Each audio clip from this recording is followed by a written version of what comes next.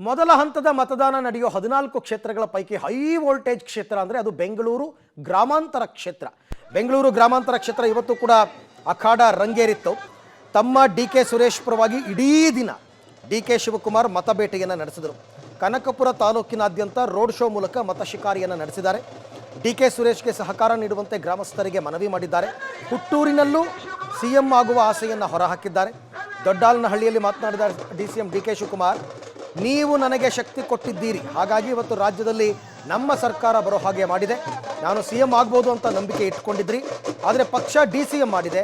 ಹಾಗಾಗಿ ಯಾರು ಹತಾಶರಾಗಬೇಡಿ, ಕಾಂಗ್ರೆಸ್ ಪಕ್ಷ ಯಾವಾಗ ಏನು ಮಾಡಬೇಕು ಅದನ್ನು ಮಾಡುತ್ತೆ ಅಂತ ಹೇಳಿದ್ದಾರೆ. ಕುಮಾರಸ್ವಾಮಿ ವಿರುದ್ಧನೂ ವಾಗ್ದಾಳಿ ಮಾಡಿದ್ದಾರೆ.